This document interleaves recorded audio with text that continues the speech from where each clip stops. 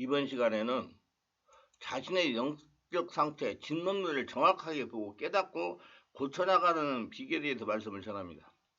언제부터인지 확실하지 않지만 자신에게서 능력이 나타나지 않고 기름 부음이 사라져 사역하는 일이 힘들고 의욕도 생기지 않고 사역에 회의가 들기 시작합니다. 자신이 전하는 말씀에 회중의 은혜를 받아 집회에 기쁨이 넘쳐드는 것이 지금은 그렇지 못하고 맥없는 집회가 되고 말았습니다. 자신이 이제까지 해온 일이 허무하게 느껴지고 의욕이 사라지면서 사역에 깊은 회의감을 느끼기 시작하면서 사역을 그만둬야 되겠다는 생각에 시달리기 때문입니다. 영적 침체는 자신의 사역의 원동력인 성령의 기름 부음이 사라지면서 나타나기 시작합니다. 기름 부음이 사라지면 사역에 힘이 빠지고 능력이 나타나지 않습니다. 성도는 환경이 여러 가지 문제, 육체적인, 정신적인 문제, 가정의 문제가 일어나기 시작합니다.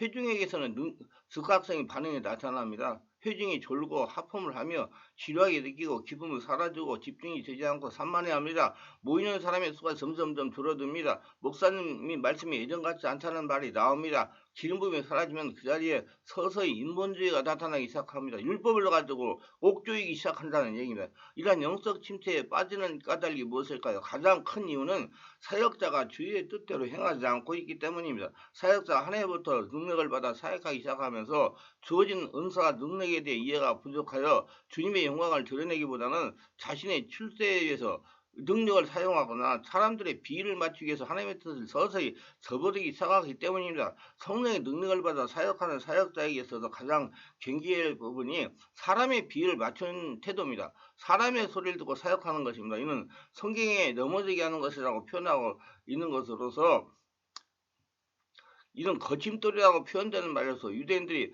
주님의 은혜에서 멀어지게 된 이 스티그마입니다. 원래 전래동화 판례가는 나귀에서 나오는 것처럼 두 부자가 주변에 사람들을 의식한 나머지 맛있는 나귀를 어깨에 메고 장에 가게 되지 않습니까? 사역자가 부딪히는 문제도 이와 같습니다. 성령의 사역은 우리 상상을 초월하여 우리의 고정관념으로서는 전혀 이해하기 어려운 힘들이 행해집니다. 사역자가 나타나는 역사가 사역자 자신도 이해하기 어려운 일을 행하시는 경우가 많습니다. 이런 경우 주변의 사람들은 자신들이 느끼는 대로 이런 말 저런 말을 하게 됩니다. 저도 사람들부터 수많은 오해와 도전을 받았으면 지금까지 그렇습니다. 그래서 많이 깨닫고 분별하고 정확한 논리를 정립하려고 굉장히 노력하고 있습니다. 이는 앞으로도 그럴 것입니다. 우리의 교회 사역할 때 능력 있는 사역을 행하는 사람들은 예의 없이 잘못됐다는 말을 들었습니다. 사람들로부터 이런 비난의 소리를 듣게 되면 자신의 사역에 대해 커다란 갈등을 겪게 됩니다. 이런 과정에서 사역자는 필수적인 세 가지 중 하나를 선택하게 되면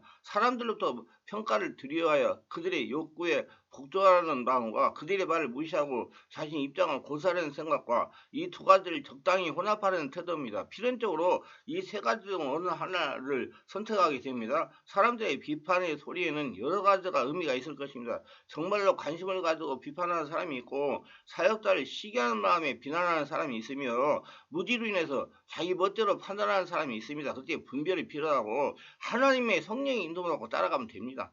사역자는 이들의 비판에 대해 충분히 고민을 해야 할 것이지만 그보다도 더 중요한 것은 주님의 뜻을 헤아리는 것입니다. 주님의 뜻이면 따라가는 거예요. 사람들이 이해하지 못하는 현상이 나타났다고 해서 그 현상을 거부하는 것은 올바르지 못한 태도며 이것이 자신의 기름 부음을 심각하게 훼손할 수 있다는 점을 먼저 기억해 둬야 됩니다. 성령의 기름 부음을 통해 나타나는 모든 현상은 전능하신 하나님, 인격적이신 하나님이 행하시는 일입니다. 주님의 주권적인 일은 사람의 동의를 요구하지 않습니다. 오직 순종만을 요구합니다. 주님의 주권적인 일은 흔한 일은 아니지만 그렇다고 희귀한 일도 아닙니다. 특히 새로운 시대를 열어갈 때 집중적으로 나타나면 이 현상은 처음 나타나는 것이기 때문에 사람들은 놀라우고 이상하게 생각하는 것입니다. 새로운 것을 경험할 때 누구도 그렇습니다. 지금 자신을 통해 나타나는 현상에 대해 사람들이 판단하는 것은 그것이 생소하기 때문에 그렇습니다. 전혀 보이지 못하는 것에 대해 이해가 부족하기 때문이죠. 체험하지 못했기 때문에 그러는 거예요. 사역을 행하는 자신조차 처음 보는 현상이 아닙니까? 그렇다면 사람들이 의아해하는 것은 당연합니다. 그렇게 많은 서적을 읽고 전문가의 도움을 받고 깨달아가지고 이해를 시키고 말로 설명할 수가 있어야 되는 것입니다. 노력을 많이 해야 됩니다. 주님은 자신을 통해서 이 현상을 세상에 처음 드러내시는 것입니다. 그렇기 때문에 자신에게 이 현상을 받아들일 충분한 기름 부음을 주신 것입니다. 그 누구보다도 자신에게 나타난 현상을 옹호하고 사람들에게 충분히 납득이 되도록 설명하고 그 입장을 옹호해야 할 책임이 자신에게 있는데 이러한 입장을 버리고 사람들의 비애를 맞추기 위해서 그 사역을 적당히 얼버무리고 포기한다면 성령의 뜻은 심각하게 훼손하는 결과가 되며 그때부터 기름 부음이 사라지고 주님으로부터 부접속자로 인정이 되어 사역에서 제외될 수가 있는 것입니다. 쉬운 예를 들자면 자신이 인도하는 집회에서 사람들이 마구 넘어지거나 엉엉 소리를 울거나 마구 웃는 현상이 나타났는데 그런 사람들의 행동이 전혀 절제되지 않아서 다른 사람들에게 방해가 되는 경우는 사람들은 사역자가 적당히 통제하고 절제시켜야 한다고 생각합니다. 인도자가 절제를 시키지 않고 그대로 둔다면 사람들은 그 인도자가 성숙지 못하다고 비난하기 시작합니다. 이런 소리를 사역자가 듣게 되었고 그 다음부터 그런 현상이 나타나면 절제시켜야 한다고 생각하고 그 다음 집회에서 그런 현상이 나타나면 절제하라고 당부를 합니다. 그리고 실제 그런 현상이 나타나면 회중의 반응을 살피고 하다고 생각되는 시점에서 절제를 시킵니다. 이 행동은 매우 세련되고 바람직한 행동이라 생각하겠지요. 합리적인 생각이라고. 그러나 여기에는 사역자가 모르는 치명적인 실수가 있다는 걸 알아야 됩니다. 집회 중에 성령의 임재로 인해서 절제할 수 없도록 심각하게 우는 사람이 있다고 합시다. 그 울음소리로 인해서 다른 사람들이 방해를 받아 집회가 제대로 이루어지지 못하게 되었죠. 그래서 우는 사람을 통제한다면 이는 주님을 무시하는 결과가 됩니다. 그렇게 심하게 울어 집회가 방해된다는 사실을 주님이 모르고 그런 강한 기름 부음을 주셨을까요? 그리고 심한 울음소리 때문에 집회를 방해받고 있다는 사실을 모르고 계실까요? 아니지요. 모를 리가 없습니다. 그런 은혜를 보여주시는 분은 주님이시고 성령님이십니다. 지금 그 사람에게 그런 강한 기름 부음이 필요한 것입니다. 우리는 그 사람의 사정을 모르지만 주님은 아시고 그에게 강한 기름 부음을 주시고 계시는 것입니다. 그런데 이것이 자신의 입장에서 방해된다고 해서 절제시키는 것은 주님의 일을 간섭하는 것이고 살아계신 하나님의 역사를 방해하는 것입니다. 주님은 오늘 이 집회를 바로 그 사람을 치유하기 위해서 또는 위로하기 위해서 열고 있을지도 모릅니다. 한 영혼을 열어만들기 위해서 집회를 열었다면 어떻게 해야 할 것입니까? 수많은 사람이 가늠한 한 여인을 에워싸고 돌로 치려는 현장에 주님이 오셨어요.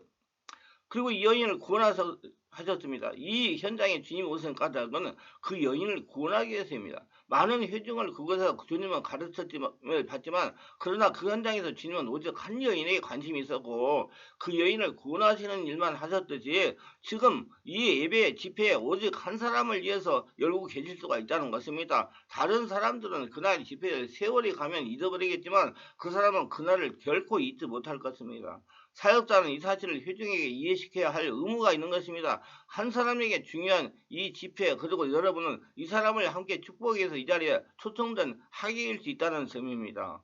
그리고 자기도 은혜를 받는 거예요. 그런 열린 마음이 있을 때 성령이 자신을 지배하고 장악하시는 겁니다. 마치 혼인잔치에 초대된 하객들처럼 오늘 이 사람의 영혼을 위해서 내려주시는 은혜의 기름 부음에 소재되어 함께 그 즐거움을 맛보고 있는 것입니다. 그러면 우리는 이 사람 때문에 우리에게도 은혜를 보여주신 주님을 찬양합시다라고 증거해야 할 것입니다.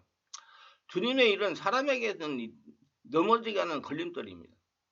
이런 걸림돌을 오히려 모퉁이 돌로 이해시켜야 할 의무와 책임이 목회자의 자신에게 있음을 불구하고 그것을 걸림돌로만 보아 빼어버린다면 주님은 다시는 그를 통해서 그런 역사를 행하지 않을 것입니다. 이것이 사역자에게는 영적 침체로 나타납니다. 많은 사역자들이 주님으로부터 능력을 받아 사역을 시작했지만 몇 년이 못 되어 그 능력이 상실하게 되는 경우를 봅니다. 그들은 자신에게 사라진 능력에 대해 올바른 이해를 하지 못하고 변명을 합니다. 그런 사역자들이 주로 하는 변명은 이런 것들입니다. 말씀이 들어오니까 능력은 사라지더라. 능력은 말씀 사역자로 세우기 위해서 자신을 이끄는 수단이다. 능력보다 더 중요한 것은 말씀이다.